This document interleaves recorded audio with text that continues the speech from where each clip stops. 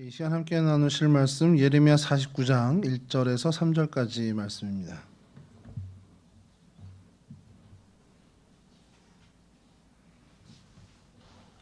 예레미야 49장 1절에서 3절까지 말씀인데요. 저랑 한 절씩 교독하시고 3절은 같이 봉독하시죠. 암몬 자손에 대한 말씀이라 여호와께서 이와 같이 말씀하시되 이스라엘이 자식이 없느냐 상속자가 없느냐 말감이 갓을 점령하며 그 백성이 그 성읍들에 사는 것은 어찌 됨이냐. 여호와의 말씀입니다. 그러므로 나를 이르니 내가 번쩍 소리로 암몬 자손의 라빠에 들리게 하겠다. 라빠는 베어 남미 언덕이 되었고 그 마을들은 불에 탄 것이며 그때 이스라엘은 자기를 점령했던 나를 점령하리라. 여호와의 말씀이니라. 함께 하시죠. 헤스보나 슬피 울지어다. 아이가 황폐하였도다. 너희 라빠의 딸들아 부르짖을지어다. 굵은 배를 감고 애통하며 울타리 가운데서 허둥지둥할지어다. 말감과 그 제사장들과 그 고관들이 다 사로잡혀 가리로다. 아멘. 예, 오늘 저희가 함께 살펴볼 성경의 장소는 라빠입니다. 라빠인데요. 이 라빠는 오늘날의 암몬이라고 하는 도시입니다. 그러니까 암몬 그러면 뭐 들어보신 분도 혹 있을지 모르겠는데요. 그 이스라엘과 국경이 맞닿아 있는 요르단이라는 나라가 있습니다. 요르단에 있는 암만이라는 도시입니다. 요단강의 동쪽 그리고 아마 그 거리로 치면 한 30여 킬로 정도 떨어져 있는 요단강에서 이렇게 떨어져 있는 그 위치에 있고요. 성경에서 처음 등장한 것은 암몬 족속의 라빠라고 등장을 합니다. 그러니까 암몬 족속, 그러니까 암몬이라는 나라의 수도였습니다. 굉장히 큰 도시였고요. 그래서 암몬 족속의 라빠라고 호칭을 하는데 그냥 그 도시를 그냥 라빠라고 이제 축약해서 성경에서 계속해서 반복해서 나오고 있습니다. 여기에 이제 들어 있는 것 중에 하나는 성경을 좀 먼저 좀 성경보다 지도를 먼저 좀 보겠습니다. 설명을 드려도 지도를 보시는 게 아무래도 빠르실 것 같은데요. 이스라엘과 요르단 저희가 뭐 잘 알고 있는 이제 눈에 익숙한 지도고요. 그리고 이스라엘 그리고 예루살렘의 위치는 이제 뭐 저희가 사해하고 그 이제 갈릴리 바다 그 사이에 요단강의 아래쪽에 이제 위치해 있는 걸 저희가 잘 알고 있는데 거기서 이제 건너기만 하면 요단강을 건너기만 하면 예루살렘에서 요단강 가는 거리만큼 동편으로 가게 되면 거기에 암몬, 그러니까 암만 이게 암몬 족속의 라빠인데 이 암만이라는 도시가 이렇게 있습니다. 요 정도의 위치에 있고요. 좀 그걸 확대해서 지도를 좀 다시 한번 보시면 예, 요렇게 약간 좌우 대칭되게끔 이게 그 빨간색이 이제 암만주예요. 그러니까 암만이라는 도시가 있고 암만이란 주가 좀 넓게 있는데 그러니까 암만이란 도시만 지정을 하게 되면은 저거보다는 훨씬 더 이제 작은 크기가 될 겁니다. 근데 그 주로 저희로 뭐 경기도 뭐 경상도처럼 이렇게 도루한 표시를 하다 보니까 좀 이제 방대하게 좀 나오긴 하는데요. 이렇게 암만주가 있고요. 다음 사진 보여주시면 예, 그 안에 점 2개가 찍혀 있지 않습니까? 정확히는 점 3개인데 저기가 이제 그 고대 유적지입니다. 그래서 라빠라는 도시가 저기에 있었다라고 고고학자들은 거의 다 동일하게 얘기합니다. 그렇게 자신 있게 얘기하는 이유는 이곳에서 많은 유적들이 발견이 돼요. 그리고 암몬 족속의 유품들, 그러니까 그때 당시 다윗 왕 시절의 암몬들 그리고 그 이후에 이제 역사가 기록되는 대로 진행됐던 그 시절의 유물들 그런 유적들이 많이 발견이 됩니다. 그리고 중동 국가들이 조금 특색이 있는 것이 저희는 좀 그런 게 뭐 좀 서울이나 이런 데서나 경주나 이런 데서 옛 건물들이나 옛 그 터들이 좀 보이는데 사실 여기는 그 예전의 그 유적들과 현대 이제 어떤 그 건물들이 뭐 이게 조화롭다고 해야 되는 건지 모르지만 하여간 공존해 있습니다. 공존해 있는 도시들이 거의 다 그렇게 공존돼 있습니다. 특히 이제 튀르키예 같은 경우는 그거를 이제 일부러 그렇게 더 하는 경우가 있죠. 그것을 관광 자원으로 쓰느라고 그걸 거의 건들지 않고 도시를 개발하는. 그리고 만약에 여기를 부득이하게 보존해야겠다 그러면 거기는 고대 유적지로 그냥 놔두고 다른 곳에 이제 도시를 계획해서 개발하는 그런 모양들을 좀 갖추고 있죠. 여기 요르단도 마찬가지, 요르단이 암만주도 마찬가지입니다. 그 라빠의 그 흔적들을 그대로 유지하려고 많이 애쓰는 그런 것들을 저희가 보게 됩니다. 라빠라고 하는 말 자체는 위대한 자라라는 뜻을, 위대한 자 이런 뜻을 갖고 있습니다. 그러니까 도시 이름 자체가 위대한 사람, 위대한 것 이런 의미를 갖고 있고요. 이것도 요단 동편에 갓 지파, 루벤 지파 그리고 므낫세 반 지파가 분배를 받지 않습니까? 그래서 갓 지파의 지경이 요단 동편에 있는데 그 갓 지파와 완전히 붙어 있는 그 경계에 있는 곳이 이 라빠라고 보시면 됩니다. 이곳에 뭐 사건들이 좀 많이 있는데 대표적인 사건은 그 다윗과 이 모압과의 전쟁 그리고 거기에 이제 좀 이따 살필 텐데 그로 인해서 뭐 다윗에게 좀 흑역사가 되는 사건이 그 안에 있고요. 그다음에 이제 많은 예언자들을 통해서 이 모압에 대해서 하나님이 경계하고 또 예언하는 그 멸망에 대해서 징계에 대해서 멸망하는 그 사건들이 이 모압에 대한 사건이 거의 다입니다. 그리고 오늘 저희가 읽은 예레미야 역시도 이 모압에 대한 하나님이 어떤 마음을 갖고 있는지를 이제 표현한 본문이죠. 그렇게 하나님께서 징계하시겠다라는 것. 신명기 3장 11절에 이 모압이 라빠가 먼저 좀 등장을 하는데요. 이걸 좀 제가 읽어드리겠습니다. 르바임 족속 남은 자는 바산 왕 옥분이었으며 그의 침상은 철 침상이라 아직도 암몬 족속의 라빠에 있지 아니하냐. 그것을 사람의 보통 규빗으로 재면 그 길이가 9규빗이요 너비가 4규빗이니라. 그러니까 이제 신명기 시절에, 그러니까 모세와 여호수아 이 시절에 바산 왕 옥이라는 사람이 뭐 우린 잘 알고 있죠. 많이 등장을 하는데 그 사람을 이제 무찌르죠. 바산 왕을 이제 무찌르게 되는데 뭐 바산 왕 옥부인겠냐 여러 이제 뭐 여러 전투에서 우리가 이렇게 점령했다 그런 얘기를 이제 하는 겁니다. 하는데 그 바산 왕 옥의 철침상이 유명했는데 그게 지금도 암몬 족속 그 라빠에 아직도 있지 않냐. 이제 그 얘기를 언급하는 게 성경에 등장합니다. 그래서 이 라빠라는 도시에 바산 왕 옥이 사용했다라는 철침상. 그러니까 철침상 그러면 좀 이게 뭔가 뭐 대단한 것처럼 우리가 좀 생각할 수 있는데 그냥 철제 침대라고 보시면 됩니다. 그러니까 그때 이제 철이 귀한 거다 보니까 철을 가지고 이 9규빗, 4규빗짜리 침대를 만들어서 쓸 정도로 이제 호화스러운 왕이었다라는 것을 얘기합니다. 9규빗과 4규빗이면 길이가 한 4.1m 그리고 폭이 한 1.8m니까 필요 이상. 그러니까 사람이 어떤 누워 자려고 만든 침대는 아니라는 겁니다. 그래서 좀 과시하는 그런 과시용으로 만든 왕의 보좌 같은 것이죠. 이제 그것이 라빠에 있다라는 것이 성경에 등장을 해요. 그래서 이 라빠가 언급이 됩니다. 그러니까 이 라빠라는 동네, 이 도시가 이 시절에도 이 신명기 이 시절에도 이와 같은 위상을 갖고 있었던 도시라는 것, 그것을 좀 비춰주는 것이고요.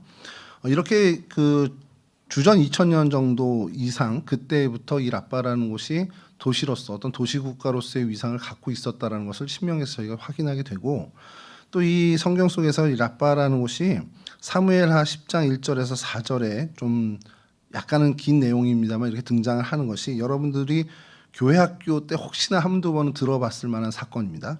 이거 좀 읽어드릴게요. 사무엘하 10장 1절에서 4절입니다. 그 후에 암몬 자손의 왕이 죽고 그의 아들 한운이 대신하여 왕이 되니 다윗이 이르되 내가 나하스의 아들 한운에게 은총을 베풀되 그의 아버지가 내게 은총을 베푼 것 같이 하리라 하고 다윗이 그의 신하들을 보내 그의 아버지를 조상하라 하니라. 다윗의 신하들이 암몬 자손의 땅에 이름에 암몬 자손의 관리들이 그들의 주 한운에게 말하되 왕은 다윗이 조객을 당신에게 보낸 것이 왕의 아버지를 공경함인 줄로 여기시나이까. 다윗이 그의 신하들을 당신에게 보내 이 성을 엿보고 탐지하여 함락시키고자 함이 아니니까 하니 이에 한운이 다윗의 신하들을 잡아 그들의 수염 절반을 깎고 그들의 의복의 중동 볼기까지 자르고 돌려보내매. 이제 이 한운이라는 사람이 여기서 이제 등장을 하는데 이 한운의 아버지는 나하스라는 사람입니다. 이제 암몬 왕이었고요. 이 사람은 다윗과 이렇게 적대적인 관계에 있었던 사람은 아닌 것 같아요. 그래서 다윗이 이 나하스에게 은혜를 입었다고 생각을 하고 이 나하스가 죽게 되자 그를 조문하기 위해서 신하들을 보냅니다. 그러니까 사실은 굉장히 큰 어떻게 보면 선정을 베푼 것처럼 되는 거죠. 그렇게 이제 순수한 마음으로 내가 은혜를 받았으니까 그 은혜를 내가 베풀겠다. 근데 당시에 여러분 그 오늘날도 마찬가지지만 조문을 보내는 게 가서 오늘처럼 그냥 조문하고 국화꽃 하나 놓고 뭐 아니면 향을 피우고 하는 그런 조문 의식을 한다라는 것만 담는 게 아니고요. 조문을 하러 가면서 많은 예물들을 가져갑니다. 그러니까 위로의 물품을 위로품을 이제 가져가죠. 그게 뭐 성경인 기록이 안 돼 있지만 당시의 문화권에선 상당히 많은 예물을 가져가는 거죠. 그러니까 그것이 이 사람이 우리 아버지 돌아가신 고인에 대해서 이와 같은 마음을 가졌구나라는 것을 좀 알려주는 그런 모습입니다. 다윗은 이제 정성을 다해서 이렇게 신하들을 보내서 조문을 하게 되는데 이 나하스의 아들 한운이라는 사람이 귀가 열받던 것 같습니다. 그 자신의 그 신하들이 다윗이 이렇게 사람을 자기네들이 생각한 것과 다른 그러니까 자기네 기대와 다르게 이렇게 조문을 온 것이 정말 당신의 아버지 나하스를 조문해서가 아니라 이 틈을 타서 당신의 아버지가 이제 죽었으니 우리가 좀 약화됐다. 이 틈을 타서 우리를 함락시키려고 미리 밀정을 보낸 겁니다라고 얘기를 합니다. 근데 이게 충분히 그렇게 얘기할 수 있죠. 그러니까 뭐 이 한운의 그 신하들 중에는 여러 의견을 가진 사람들이 있을 거예요. 뭐 호전적인 그런 어떤 정책을 갖고 있는 신하들도 있었을 거고, 뭔가 좀 평화주의자 그렇게 해서 뭐 이스라엘과 좋은 관계를 갖자라고 주장하는 신하들도 있었을 겁니다. 근데 그 중에 한 의견이 이게 우리의 적대적인 우리를 공격하기 위해서 사전적으로 작업하는 겁니다라는 의견을 이 한운이 듣게 되고 그것에 이제 어떻게 보면 빠지게 된 거죠. 근데 우리가 뭐 요즘 잘 알지만 한번 얘기를 듣기 시작하고 에이 아니야 그렇게 해도 그게 계속 들리게 되면 거기에 사실 생각이 사로잡히게 되는 것들을 우리가 많이 경험하고 또 보게 되지 않습니까? 이 한운이 그랬던 것 같아요. 그래서 차라리 그냥 돌려보내고 전쟁을 준비하면 되는데 이 한운이 거기서 한 번 더 오버를 합니다. 그래서 수염의 이 절반을 깎아버려요. 그러니까 당시 이제 수염이 이제 남자들의 어떻게 보면 이제 체면치레를 할 수 있는 것인데 그 아예 다 미는 것도 아니고 반을 잘라 버립니다. 그러니까 이 수염이 기르기 전까지 어디 나돌아다니지 못하게 이제 만든 겁니다. 그리고 옷을 잘라서 굉장히 모욕적인 그런 그러니까 이제 그 엉덩이가 드러나게끔 이제 바지를 잘라내는 거예요. 그렇게 해서 이제 돌려보내죠.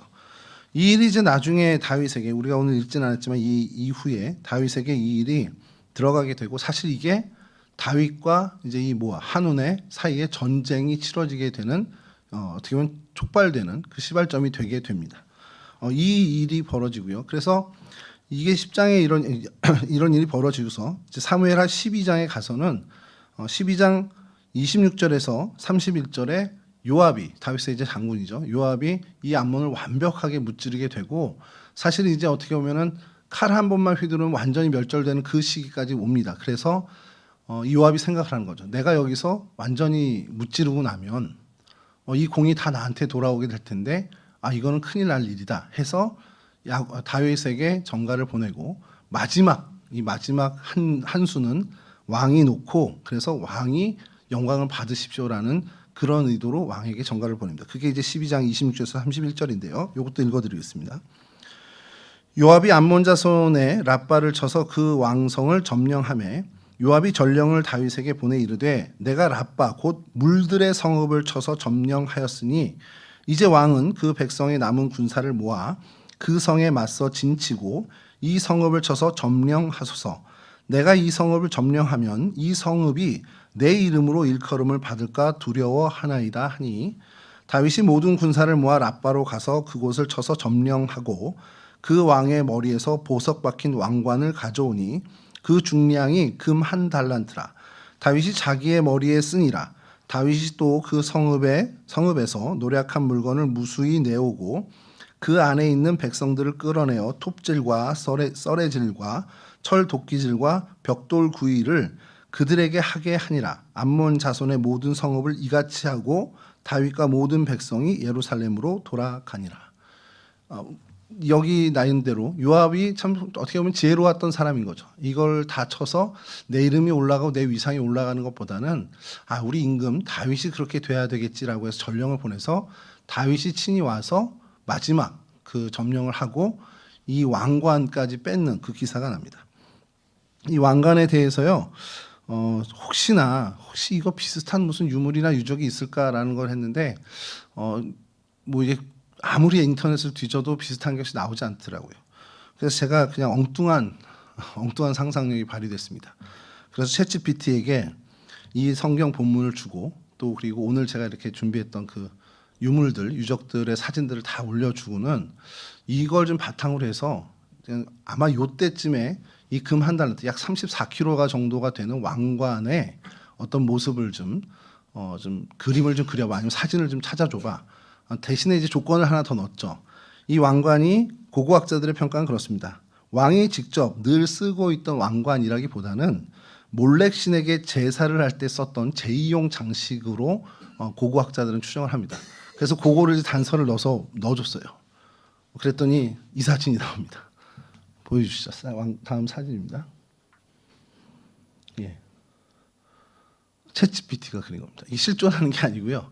그래서 챗GPT가 여러 지금 자료를 제가 든 사진과 내용과 성경의 이야기를 주고 몰렉 신에게 제2용을 한 거야. 그리고 보석이 바뀌었다고 성경에 나와 있잖아요.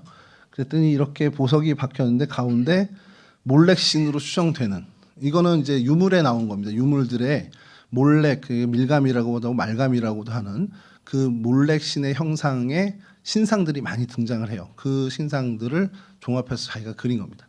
그리고 아마 이 사람은 다윗으로 좀 추정이 됩니다. 이 성경에 비교해서 이런 어떤 왕관이었다. 근데 이게 여러분 34kg짜리면 실제로 늘 쓰고 다니는 왕관은 분명히 아닙니다. 그래서 제사를 지낼 때 몰렉 신, 그 암몬의 신이죠. 몰렉, 뭐 밀감이라고도 하고 말감이라고도 하는데 다 동일한 이름입니다. 그 멜렉이라는 그 히브리에서 이제 왕이라는 멜렉이라는 히브리에서 다 파생된 거기 때문에 그냥 동일하게 들으시면 되고요.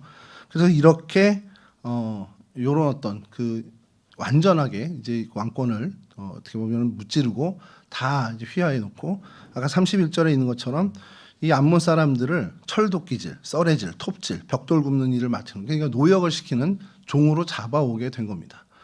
뭐 이 이후에 뭐 솔로몬 시절에 다시 뭐 암몬이 이제 독립을 하게 된 것들은 뭐 역사의 기록이긴 한데, 여하튼 이때 다윗이 완벽한 승리를 이끌죠.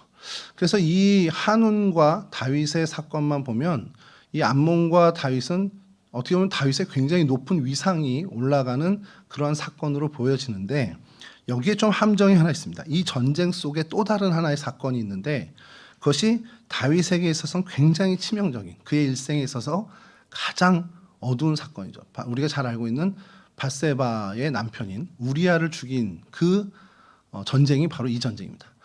말씀드린 아까 10장에서 그 신하를 모욕하게 하잖아요. 그래서 이제 전쟁이 시작되고, 그래서 11장에 와서 이 다윗의 군대가 랍바를 둘러싸고 포위를 하게 됩니다. 근데 그때 다윗은 전쟁터에 나가지 않고 왕궁의 뜰을 거닐고 한가지게 거닐고 있다가 이제 밧세바를 발견하고 그 범죄를 저지르게 됩니다. 그리고 우리아가 돌아와도 계속해서 집에 가물지 않고 머물지 않자 결국엔 요압에게 쪽지를 보내서 이 우리아를 죽게 하죠. 그게 바로 이 암몬과의 전투였습니다. 그리고 나서 뭐 군대가 갔는데 화살에 맞아 죽었다고 이제 보고 받으니 다윗이 막 펄쩍펄쩍 뛰죠. 그래서 옛날 아비멜렉 얘기하면서 여자가 던진 맷돌에 맞아 죽은 거 모르냐, 왜 그렇게 가까이 접근했냐 막 이러다가 마지막에 전령이 우리아도 죽었대요. 그랬더니 이제 그 화가 딱 멈추면서 전쟁이 나면 이 사람도 죽고 저 사람도 죽는 거야. 그러면서 넘어가는 게 10장, 11장, 11장의 내용입니다. 그러고 난 다음에 이제 12장에 나단이 와서 책망을 하게 되죠. 그런 다음에 이제 마지막 12장 마지막 부분에 좀 전에 저희가 읽었던 요압이 이제 다 됐으니 왕이 오셔서 마지막 한 수를 두십시오. 그 얘기가 되는 겁니다. 그러니까 이게 암몬과의 이 다윗의 역사에 있어서, 다윗의 인생에 있어서 이 암몬과의 전쟁이 굉장히 어떻게 보면은 좋은 성과, 전투의 성과로 이야기할 수 있는 것이지만 사실 그에게 가장 어두운 치명적인 그 약점이 드러났던 그런 어떤 사건이 포함되어 있다는 겁니다. 저는 이 말씀을 준비하면서요, 사실 이 부분을 오늘 좀 이 사건으로 좀 같이 이야기를 나눌까 했었는데, 그건 이제 나중에 좀 다시 좀 다듬어서 할 생각을 좀 하고, 근데 그런 게 있는 것 같아요. 우리가 가장 빛나는 그때, 그리고 우리의 어떤 인생에서 가장 전성기야, 최고의 어떤 그 정말 후회할 거 없어라고 가장 어떻게 보면 왕성한, 그러니까 누가 봐도 저 사람은 진짜 지금이 최고의, 저 사람에게서는 최고의 시절이야. 그러니까 요즘 젊은 친구들은 그걸 리즈 시절이라고 그러더라고요. 너 리즈 시절 뭐 이렇게 얘기하는데, 그 사람의 어떤 그 최고의, 어떻게 보면 최고의 명성이 올라가는 그 시기에 우리가 각별히 스스로 더 점검하고 조심해야 하는 것이, 꼭 그 시기에 이렇게 미끄러지는, 어떻게 보면 범죄하는, 가장 인생의 가장 치명적인 약점이 돼버릴 만한 사건들도 벌어질 수 있다는 것을 우리가 늘 경계해야 됩니다. 그러니까 우리가 늘 하나님 앞에서 스스로 높여질 수가 없는 거예요. 스스로 자고할 수가 없는 게 이 정말 좋은 정말 이 뜻하지 않은 정말 생각지도 못한 이런 어떤 어마어마한 일들이 나한테 왔어. 그러니까 너무 거기에 분위기 취하다 보면 꼭 실수를 하게 됩니다. 그러니까 이제 그런 것들 우리가 경계해야 되는 필요가 있지 않겠나. 사실 이 부분을 놓고 좀 말씀을 나누면 참 좋겠는데 오늘은 그거 말고 좀 다른 걸 좀 하려고 하고요. 그래서 여하튼 이 암몬과의 이 다윗과의 이야기가 있고, 그다음에 그 이후에 이제 솔로몬이 죽은 다음에 이제 암몬이 독립을 쟁취합니다. 그리고 남북으로 나눠지는 그때 이스라엘과 유다의 힘이 약해지니까 주변의 국가들이 다 독립을 하게 되고, 그 어떻게 보면은 조공을 바치던 일들을 다 중단하게 되고 그런 일들이 이제 벌어지게 되죠. 그리고 난 다음에 이제 암몬이 이스라엘을 그리고 유다를 계속해서 괴롭히는 일들이 그 유대의 역사에 계속 등장을 합니다. 그러자 이제 하나님께서는 이 암몬에 대한 심판을 예언자를 통해서 알려주시는데 그게 오늘 우리가 읽은 본문 중에 예레미야가 그거의 하나고요.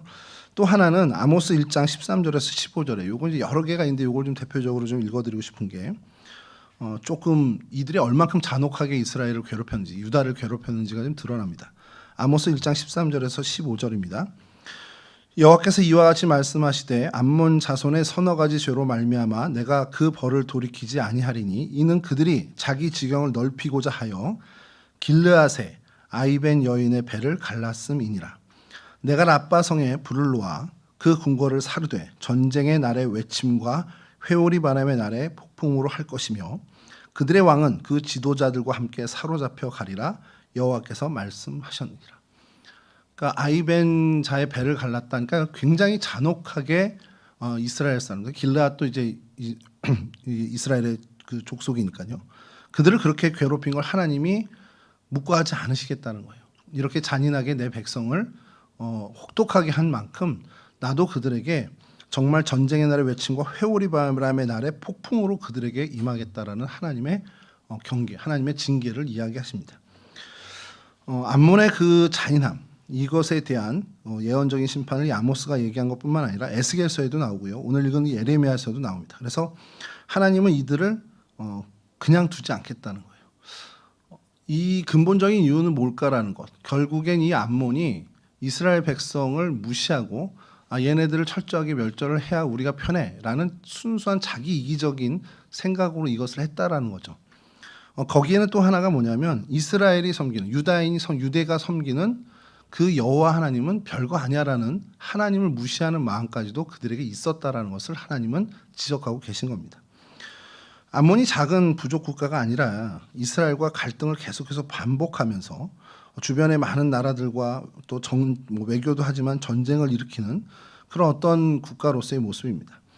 그래서 이러한 사건들을 통해서 하나님은 이 암몬을 계속해서 주시하고 계셨고, 그래서 이들의 범죄함을 회개하면야 돌이킬 수 있겠지만 회개하지는 않았죠. 그래서 이들에 대한 죄값에 합당한 징계를 하나님께서 하신다라는 겁니다. 이게 사실은 이 암몬에 대한 성경에서 나오는 사건들이죠. 그러니까 라빠 정복했던 그 사건, 아까 요압과 다윗이 라빠를 정복했던 사건, 그리고 그 아주 명 뒤에 암이 있는 그 우리아의 사건이 성경에 드러난 것이고, 또 하나는 예언자들의 심판이 이 암몬을 향해서 계속해서 끊임없이 이제 드러나는 것. 사실 성경의 이 암몬에 대해서는 요 정도 언급이 거의 다라고 봅니다. 아주 작게 암몬들을 언급하는 것들이 여러 개 있지만 이게 큰 핵심들의 사건이라는 것이죠.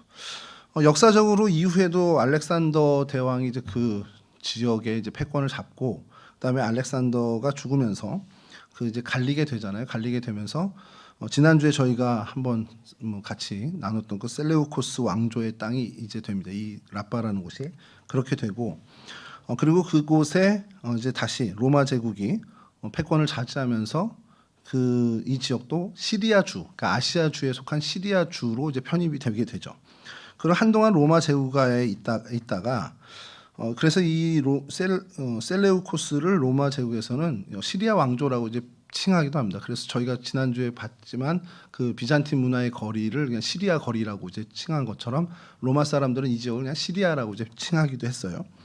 그러니까 로마 제국이 붕괴하고 이제 동로마 제국이 그 자리를 이제 차지하면서 그 이제 동로마 제국이 비잔틴 제국인데, 비잔틴 제국이 이곳에 이제 패권을 차지하게 됩니다. 그리고 한참 한 300여 년이 지나다가 630년 이제 주후 630년 경에 야르무크라는 전투가 좀 그 중동에선 유명한 전쟁입니다.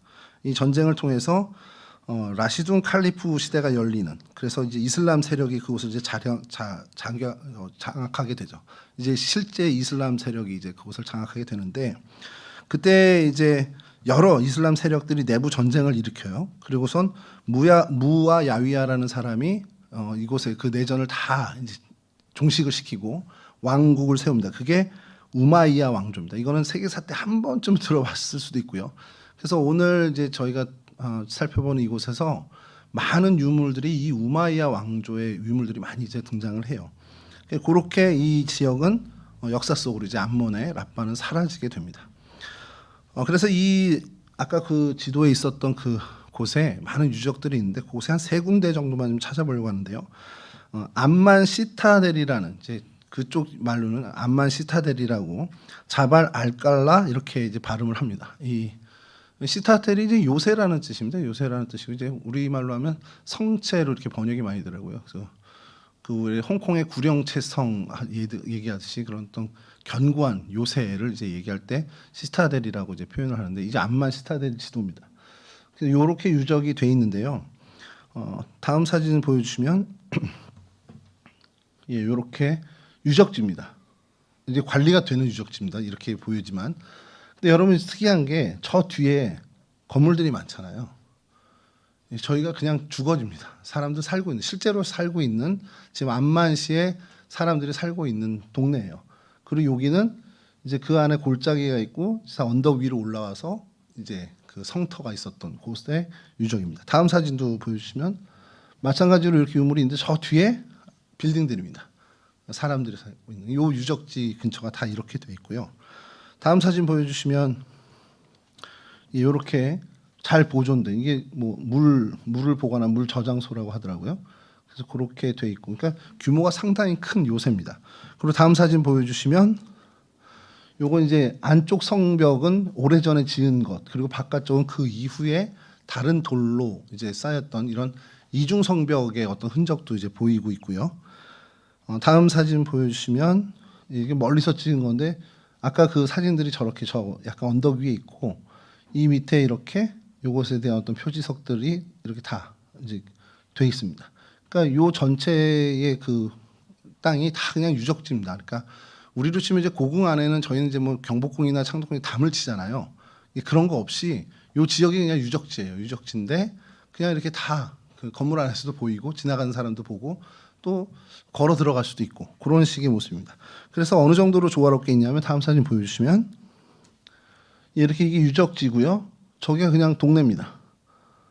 어디가 구분인지 모를 정도로 그냥 길만 이렇게 좀 있고 그런 식으로 보존이 되고 있는 상태입니다.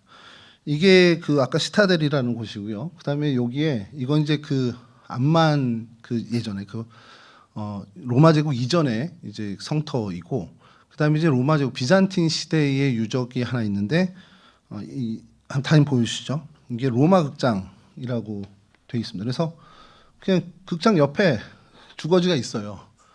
그래서 그냥 저희로 치면 이렇게 그냥 동네 야구장이 있는데 그 옆에 이제 집들이 있고 그냥 수시로 가서 애들이 야구하고 그런 식으로 이제 관리가 됩니다. 그러니까 관리도 근데 잘 되고 있다고 해요.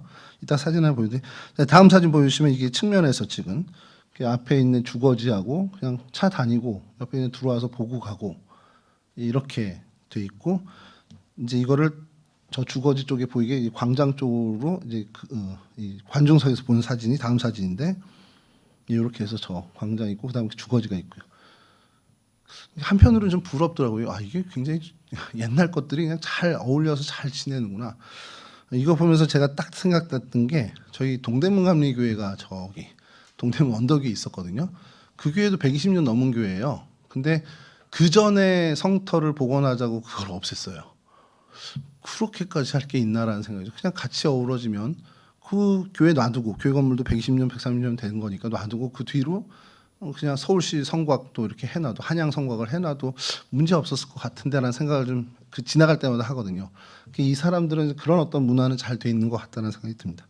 그래서 이곳이 밤에는요 이렇게 바뀝니다. 한번 보여주시면, 예, 그냥 동네 이렇게 고궁에 불 켜지듯이 이렇게 돼 있습니다. 예, 그리고 이걸 좀 멀리서 본 건데요. 다음 보여주시면 예, 그냥 주택 단지, 주택가 사이에 잘 못 찾죠. 이렇게 보시면 저 안에 그냥 딱 유적지가 있는 겁니다. 신기한 건요. 지금도 저기서 유적지 발굴을 하고 있어요. 그러면서 그냥 사람도 사는 겁니다. 그런 모습이 있고 그 다음에 이제 여기서 발견된 것들 뭐 터는 어쩔 수 없지만 발견될 유물들이 있을 거 아니에요. 그거는 죄다 다 다음 사진인데 암몬 시립박물관으로 다 옮깁니다. 그 박물관이 크지는 않더라고요. 그래서 이게 그 박물관 입구고요. 내부의 사진인데 넣어보시면 예. 이게 아까 그 로마 극장뿐만 아니라 시타델에서 발굴된 유물들이 다 여기에 들어가 있습니다. 근데 이게 제가 볼 땐 저희가 기대하는 박물관하고는 좀 다르게 그냥 저희 장인어른이 이제 화가신데 그 고미술을 많이 이제 수집을 하셔서 갖고 계시거든요. 그래서 장인어른 화실에 가면 막 다 널브러져 있어요. 근데 이런 건 얼마예요? 그러면 고가인데도 그냥 막 바닥에 방치돼 있고 이러거든요. 약간 그 느낌이 이렇게 돼 있습니다. 그래서 다음 사진 보여주시면 마찬가지로 이렇게 이게 보존이 되나 싶을 정도로 근데 굉장히 잘 되고 있다고 평가는 나와 있습니다. 그리고 발굴된 것들이 뭐 이렇게 햇빛이나 이런 데 노출되면 안 되는 것들은 수장고라고 그러죠. 창고에 넣어놓고 그거의 모형들을 이제 하고 있는데 독특한 게 하나 발굴됐습니다. 그 시타델에 보여주시면 다음 사진 보여주시면 예.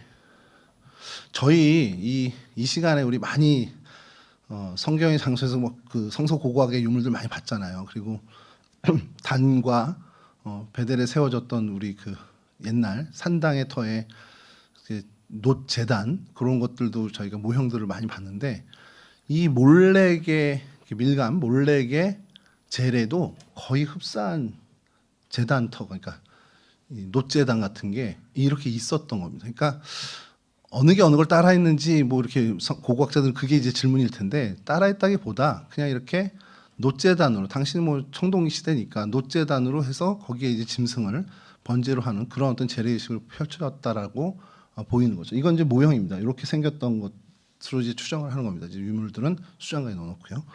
그리고 다음 사진이 아말렉 왕의 그 형태를 이렇게 좀 기념으로 해놓은 건데 굉장히 온전한 모습으로 발굴이 된 그래서 이렇게 전시가 돼 있는 겁니다. 왕이라고 하는데 되게 좀 검소해 보여요. 이렇게 저는 별로 이렇게. 근데 뭐 이 정도 사람의 비율이면 이상하죠. 저 얼굴에 저 정도 발이고 이러면 실제로 만나면 되게 두려울 것 같은 사람의 어떤 건데 이렇게 좀 표현을 한 겁니다. 그리고 재미난 거 하나 좀 여기 있는 건데 요건 이제 그 시절은 아니고 비잔틴 시대의 유물인데 이거 그냥 지나가다가 여러분들이랑 이제 한번 그래도 저희 이건 아무 저희 오늘 뭐 말씀 나누는 것과는 진짜 아무 관련이 없는데 보여드리는 겁니다. 이게 비잔틴 시대의 사제들의 그 모습을 모자이크로 한 겁니다. 발견하셨습니까? 뭐 좀 이상한 거? 네, 여기 저희가 이제 스툴이죠. 저희 목사님하고 이렇게 하시면 이렇게 스툴, 뭐 감리교 마크가 있는 것도 있기도 하고 이렇게 하는데 저 맨 밑에 무슨 글자 같으세요? 네, 독일 철십자인데 그거 한자로도 있잖아요. 저희 예, 만자를 쓰잖아요. 그 한자로는. 근데 그 만자는 어느 종교의 상징입니까? 오늘날엔 예, 불교의 상징이 저만 아는 건 아니잖아요, 여러분. 예, 이렇게 돼 있잖아요. 이제 왼쪽 회전이냐 오른쪽 회전이냐. 이제 오른쪽 회전이 뭐 이제 그 한자의 만자고 왼쪽 회전이 이제 뭐 독일의 철십자라고 이렇게 얘기하는데 이게 엄밀히 얘기하면 그러니까 이게 기독교에 쓰인 게 좀 되게 어색하잖아요. 그래서 많은 분들이 요르단 관광을 갔던 기독교 성지순례 팀들이 이걸 질문을 엄청 많이 했더라고요. 그 게시판 막 이게 다 올라온 거여서 그래서 이것도 우리 성도들도 모를 수 있겠구나 이런 생각 저희 그냥 생각에 한 번 그러면 언급하면 첫 번째 이런 거 있구나를 알아서 좋고 두 번째 가우진 목사 공부하는구나 이런 생각을 좀 하시니까 이게 뭐냐면 스와스티카라는 글자입니다. 이 글자 이 스펠 이름이 스와스티카입니다. 이게 뭐냐면 이게 산스크리트어입니다. 산스크리트어의 문자입니다. 문자가 스와스티카. 이게 좀 발음이 스바스티카라고도 하고 스와스티카라고도 하는데 복을 상징하고 행운을 상징하고 축복을 상징하는 글자입니다. 그러니까 이게 초기 기독교예요. 이제 특히 동방정교 쪽에 실제로 사용이 좀 됐던 거예요. 십자가 문양과 더불어서. 그러니까 사형 틀의 십자가도 있지만 하나님의 축복, 하나님의 복 이런 것들을 상징하는 아이콘으로 동방정교에서 요것을 이제 사용합니다. 그러니까 스와스티카라는 글자를 넣어놓고 이게 오른쪽으로 도는 회전형도 있고 왼쪽으로는 회전형도 있습니다. 그것을 동시에 씁니다. 이것도 지금 보면 이쪽은 오른쪽 회전형이고요. 저쪽은 왼쪽 회전입니다. 전사님 이거 이쪽만 확대해 주실 수 있을까요? 멀어서 좀 안 보이시는 것 같은데 이 아래쪽에 네 이렇게 다르죠 좌우가 이렇게 되어 있습니다. 그래서 여러분 나중에라도 이렇게 뭐 하시다 보면 이게 뭐야 불교 그래서 그 댓글 중에 재미난 게 하나 뭐였냐면 그럼 비잔티 시대에 저 인도 불교와 이렇게 교류가 있었군요 막 이런 얘기를 하는 거예요. 뭐 그렇게 충분히 상상할 수도 있는데 그러지 않아도 기독교 자체적으로 이런 게 사용됐던 것이 있습니다. 이게 어디에 되면 다음 사진 보여주시면 이게 그 박물관에 이렇게 전시가 돼 있대요. 정말 성의 없게 전시해놨죠. 벽에다가 이렇게 약간 더 삐뚤어지게 이렇게 돼 있답니다. 밑에도 이제 뭐 안내 지도표로 돼 있는 건데 이런 식으로 해서 요걸 다녀온 분들이 사진을 놓고 이제 많이 글을 올렸길래 한번 여러분들과 좀 얘기해도 좀 괜찮지 않을까 그런 생각을 하게 됐습니다. 요즘 너무 할 게 없어서 그렇다 생각해 주셔도 됩니다. 그래서 오늘 아까 말씀드린 것처럼 이 우상 숭배에 대해서 하나님이 굉장히 싫어하신다라는 것을 좀 가지고 좀 말씀을 나누고 싶은 것이 이건 뭐 이제 제가 좀 위험한 얘기일 수도 있어요. 제가 근데 어제 대선도 끝나고 근데 제가 지난 6개월 동안 저희 작년 12월 그 계엄에서부터 그 탄핵 전국을 지나고 진짜 6개월이 지나서 반년이 사라졌어요 시간이. 그러면서 그냥 제 개인적으로 참 나라를 위해서 하나님 기도해야 되는군요 하고서 기도하면서도 계속 마음의 불편함과 이런 것들이 저는요 보수도 진보도 다 잘 됐으면 좋겠습니다. 정말 우리나라가 잘 됐으면 좋겠습니다. 그게 정말 제 마음인데 목사이기 때문에 한 가지 계속 걸리는 거는 이건 동의를 못하는 게 하나 있어요. 그러니까 다른 거보다 뭐 정치적인 성향이 보수적이고 정치적인 성향이 진보적이어도 그거는 뭐 개인적인 선택이니까 제가 뭐 할 수 있는 것도 아니고 또 감리교 목사님들은 정치적 중립을 해야 되는 의무가 사실은 또 있습니다. 그러니까 그런 면에서 제가 뭐 언급할 건 아니지만 목사로서 침묵하고 있는 것이 참 부끄러웠던 6개월이었던 것이 여러분 이게 무속적인 종교 그러니까 소위 말하는 우상에 심취되어 있는 것만큼은 이건 아니죠라는 얘기를 좀 해줄 필요가 있지 않겠나. 근데 이게 너무 조심스러운 이야기여서 얘기를 못하는 거예요.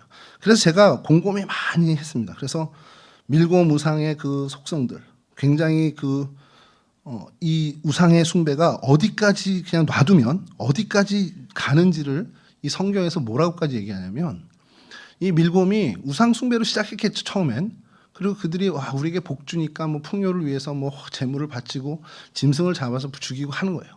근데 이게 계속해서 나름대로 걔네들 나름대로 발전합니다. 처음에는 염소를 잡다가 좀 비싼 양을 잡다가 이걸로는 안 되겠네 그럼 소를 잡다가 소를 잡았는데도 이게 뭐 시원찮아 좀 더 좋은 거 줘야 되지 않아? 그러면서 이들이 어떻게 발전했냐? 인신제사로 발전했습니다. 몰래 그 우상 몰래의 대표적인 제사는 인신제사예요. 어떤 사람을 죽였습니까? 평소에 우리 공동체에서 쟤는 좀 없어졌으면 좋겠어. 그런 사람을 갖다 제사라는 게 아니고요. 네가 제일 아끼는 사람 데려와서 바쳐. 이게 그들의 인신제사의 첫 번째였습니다.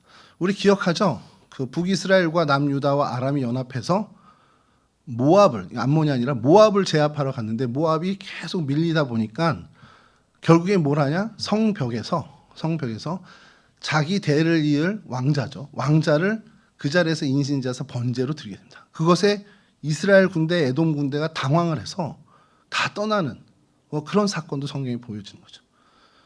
그만큼 이성이 마비되고요. 잔혹하게 됩니다. 우상의 속성이 그래요. 한번 심취돼서 계속 그냥 놔두면 내가 제어하지 않고 내가 어떻게 보면 내가 그냥 나를 점검하지 않는 그 자기 성찰이 없어지면 계속해서 극단으로 가게 돼 있는 게 우상의 특성입니다. 그 우상이 오늘날 제일 사실은 이 한국 사회를 어떻게 보면 좀 점령했다라고 표현을 할 수 있지만 그 장악하고 있는 것은 무속 종교예요. 무속적인 사고들입니다. 농담식으로 저희가 얘기를 합니다. 저도 이번에 반성한 건데 제가 프로야구를 되게 좋아해요. 특별히 한화 이글스를 좋아합니다. 그래서 지금 2위를 하고 있는데 제가 어느 날 막 한화 왜 아직도 1위를 못해 막 그래서 불만하다가 스스로 생각을 한 것이 우리가 언제 우리 한화 팬이 언제 한화가 2위 한다라고 불만을 가졌나 이제 그런 반성을 해본 거예요. 그러면서 농담처럼 저희끼리 얘기한 친구들하고 얘기하는 것이 그러니까 작년까지 한화가 야구장을 그 한밭 야구장을 사용을 했습니다. 그리고 이번에 볼파크라고 새로 지어서 시작을 했거든요. 그러니까 막 성적이 너무 올라가는 거예요. 그래서 저희들끼리 농담 삼아 하는 얘기가 야 터가 안 좋았어. 거기 터가 안 좋아서 터를 옮기니까 성적이 좋아지는 거야. 여러분 우리 생각이나 사고에 농담이지만 은연중에 이런 무속적인 사고들이 굉장히 자리 잡고 있다는 거죠. 그럼 그냥 농담으로 끝나면 좋은데 거기에 심취해서 시작을 합니다. 새벽에 요즘 뭐 홍매화가 계속 묻던 새벽에 5만 원권과 홍매화를 갖고 뭐 어디서 묻었다 뭐 얘기부터 시작해서 근데 저는 뭐 확인되지 않은 거니까 그걸 뭐라고 하고 싶지는 않은데 그냥 확인된 제 눈으로 확인한 거 하나는 손바닥에 뭐 이거거든요. 손바닥에 그려서 나온 그 정도에 심취돼서 그렇게까지 행동을 할 수 있다면 이미 많은 부분의 그의 생각은 이런 우상 종교 어떻게 보면은 무속적인 사고에 사로잡혀 있을 수 있겠다라는 생각을 하는 겁니다. 근데 여러분 이게 기독교인이라고 다르겠냐라는 거예요. 우리가 많은 부분에 무속적인 일들, 그러니까 저 이제 무속이나 이런 거 다 이제 배제하고요. 하나님과 반대되는 하나님의 뜻과 생각과 반대되는 인간적인 어떤 그 모든 것들을 선택해 나가는데 익숙하고 또 거기에 열심을 내는 크리스찬들이 없겠냐라는 거예요. 가던 길을 한 번쯤 우리가 점검해야 된다는 겁니다. 매일매일 그런 시간이 우리에게 필요하고요. 매주 그런 시간이 필요합니다. 그래서 우리가 매주 하나님 앞에 나와서 나를 점검하는 시간이 반드시 필요한 거예요. 주일 예배 뭐 한두 번 안 오면 에이 그럴 수 있지. 그럴 수 있죠. 근데 그게 안 하는 것과 하는 것이 왜 그렇게 큰 차이냐? 나를 점검할 기회를 놓치게 되는 겁니다. 근데 아까 말씀드렸죠. 우상은 빠지기 시작하면 나를 점검하는 시간이 계속 빠지게 되면 그것을 제외하게 되면 거침없이 정말 몰입되게 돼 있다는 겁니다. 하나님 앞에 나를 세우는 시간, 하나님 앞에 나를 비춰보는 시간을 우리는 어떻게든 확보해야 하는 의무를 갖고 있다는 거예요. 그래야 내가 바른 하나님의 사람으로 살 수 있게 됩니다. 이건요, 여러분, 우리의 영혼을 위해서, 우리의 생명을 위해서 굉장히 필요한 거예요.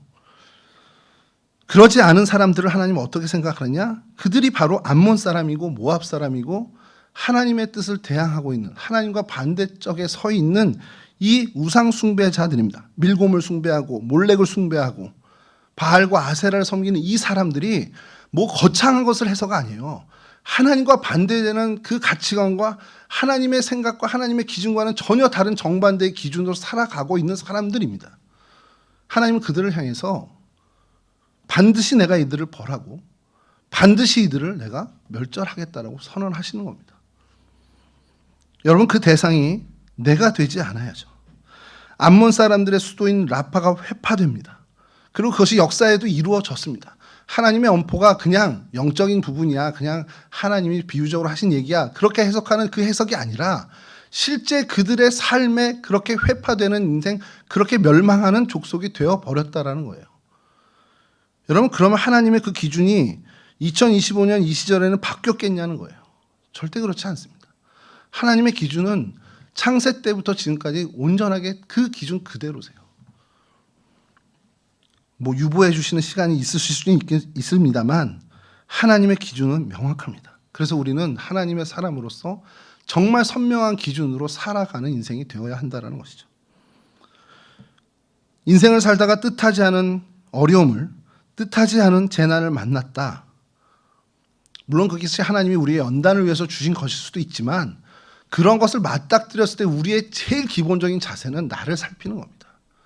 기쁜 일이 찾아오건 좋지 않은 일이 내게 찾아오건 무언가 내가 예상하지 못한 일이 내게 찾아왔다면 나를 살피는데 우리는 재빨라야 된다는 거죠. 내가 하나님 앞에 혹 뭔가 놓치고 있는 것은 없는지, 그렇게 자기를 늘 하나님 앞에 비추고 말씀에 비추는 그러한 삶을 저희들이 살아야 한다는 겁니다.